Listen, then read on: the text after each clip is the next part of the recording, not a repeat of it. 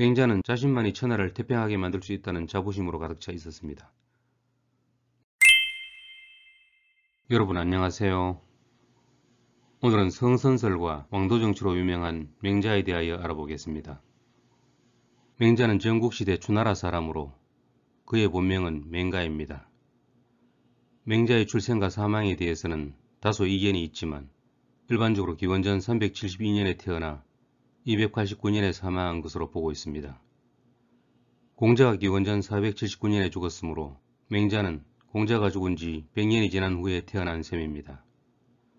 이러한 사실은 맹자 스스로 공자에서 오늘날에 이르기까지 100여 년이 지나 성인께서 사셨던 시대로부터 그렇게 멀지 않다라고 말한 것에서도 알 수 있습니다.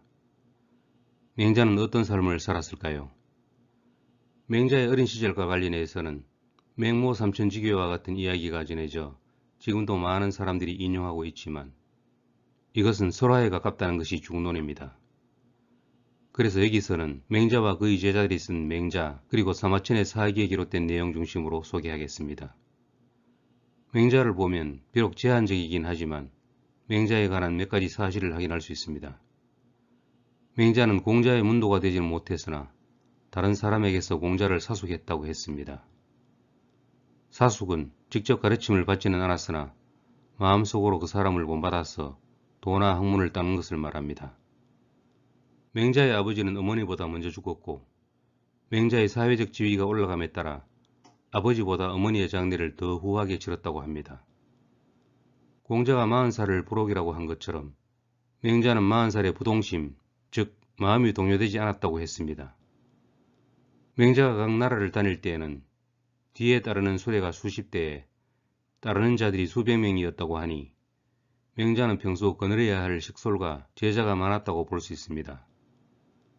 어느 날 제자 공손추가 선생님은 무엇을 잘 하시느냐고 묻자 맹자는 나는 말을 잘 분별할 줄 알고 호연지기를 잘 기른다 라고 했습니다. 말을 잘 분별할 줄 안다는 것이 무슨 뜻이냐는 질문에 맹자는 이렇게 대답했습니다. 편파적인 말을 들으면 가려진 것이 무엇인지 알고 지나친 말을 들으면 어떤 오류에 빠져 있는지 알며 바르지 못한 말을 들으면 바른 것에서 벗어나 있음을 알고 회피하는 말을 들으면 궁지에 몰리게 된 점이 무엇인지 안다. 이러한 말들은 마음에서 생겨나 정치에 해를 끼치고 정치에서 발현되어 일에 해를 끼친다. 그러니 성인이 다시 나오신다고 하더라도 나의 말을 따를 것이다. 맹자는 말을 잘 분별하는 능력으로 묵자학파, 양주학파 등 당시의 농객들을 상대했습니다. 뿐만 아니라 위나라, 제나라 등 전국시대 강대국의 군주들에게 초대받아 정치 훈수를 두기도 했습니다. 맹자는 자부심이 대단한 사람이었습니다. 제나라 사람들이 존경하는 관중과 안녕을 자신과 비교하는 것을 불쾌하게 여겼고 군주가 자신을 찾아오지 않거나 정식으로 초대하지 않으면 불러도 쉽게 가지 않았습니다. 세상에 보편적으로 존경받아야 할 세 가지가 자기, 나이, 덕인데 군주가 자기만 높다고 해서 나머지 둘을 소홀히 해서는 안 된다는 것입니다. 큰일을 하려는 군주는 옛날에 성왕들이 그랬듯이 반드시 불러들이지 못하는 신하를 두고 상의할 일이 있으면 그 신하를 찾아가야 한다는 것이 맹자의 생각이었습니다. 이처럼 맹자를 통해서도 맹자의 삶을 어느 정도 알 수 있지만 맹자의 생애를 더 자세하게 알기 위해서는 맹자 외에 다른 기록을 살펴봐야 합니다. 사마천은 사기 유림열전에서 공자가 죽은 뒤에 공자의 유업을 이어받은 대표적인 인물로 맹자와 손자를 거론했고 맹자 순경열전에서는 맹자를 이렇게 소개했습니다. 맹가는 추나라 사람이다. 그는 자사의 제자에게서 학문을 배웠다. 맹자는 학문의 이치를 깨우친 뒤 제나라 선왕을 섬기려고 했지만 선왕이 자신의 주장을 실행하지 않으므로 양나라로 갔다. 양나라 해왕도 맹자의 주장을 입으로만 찬성하고 실제로는 받아들이지 않았는데 그의 주장이 현실과 너무 동떨어져서 실제 상황에 들어맞지 않는다고 생각했기 때문이다. 이 무렵 진나라는 상황을 등용하여 나라를 부유하게 하고 병력을 강화했으며 초나라와 위나라는 오기를 등용하여 싸움에서 이겨 적국을 약화시켰다. 제나라 위왕과 선왕이 손빈과 전기 같은 인물을 기용해서 세력을 넓혔으므로 제후들은 동쪽으로 제나라에 조공을 바쳤다. 천하는 바야흐로 합종과 연횡에 힘을 기울이고 남을 침략하고 정벌하는 것만을 현명하다고 여기는 때였다. 그런데 맹자는 요임금, 순임금과 하은주 3대 성왕들의 덕치만을 부르짖음으로 가는 곳마다 받아들여지지 않았다. 맹자는 물러나 제자 만장의 무리와 시경, 서경을 순서대로 정리하고 공자의 사상을 서술하여 맹자 7편을 썼다. 짧은 글이지만 맹자라는 인물과 당시 시대 상황을 잘 설명했습니다. 그러나 사마천의 사학에는 역사적인 가치가 매우 크지만 모든 내용을 액면 그대로 받아들여서는 안됩니다.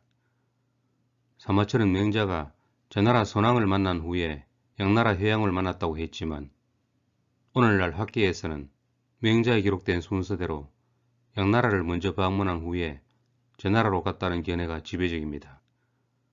맹자보다 약 200년 후에 살았던 사마천은 맹자와 그의 제자들이 맹자 7편을 지었다고 했는데 오늘날 우리가 보는 맹자는 7편을 상하로 나눈 14편으로 되어 있습니다. 이것은 사마천보다 약 200여 년 후에 활동한 후한시대 조기의 편집체계에 따른 것으로 그의 맹자장구는 당나라 이전에 만들어진 맹자 주석서 중에서 유일하게 남아 있습니다. 맹자장구에서 조기는 맹자를 성인의 버금가는 아성이라고 했습니다.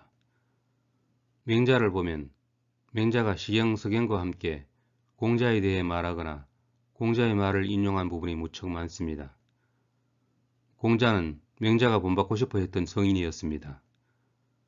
맹자는 내가 원하는 것은 공자를 배우는 것이라고 했고 공자의 제자인 제아, 자공, 유약 등도 자신과 비슷한 말을 했다고 하면서 인류가 출현한 이래로 공자 같은 분은 없다고 극찬했습니다. 맹자는 인류의 역사를 시세와 난세의 반복이라고 규정하고 자신의 사명을 명확하게 제시했습니다. 맹자는 이렇게 말했습니다. 역사를 보면 500년마다 반드시 천하의 왕 노릇하는 자가 출현했으며 그 사이에도 세상의 이름을 떨치는 자가 반드시 있었다. 주나라가 개국한 이래로 이미 700여 년이 지났다. 그 횟수로 보면 이미 지났고 그 시기로 보면 성현이 출현할 때가 되었다. 하늘이 아직 천하를 태평하게 만들고자 하지 않는 것이다. 만약 태평하게 만들고자 한다면 지금 이 시대에 나를 빼고 또 누가 있겠는가? 맹자는 자신만이 천하를 태평하게 만들 수 있다는 자부심으로 가득 차 있었습니다. 그렇다면 맹자가 살았던 세상은 어떠했을까요?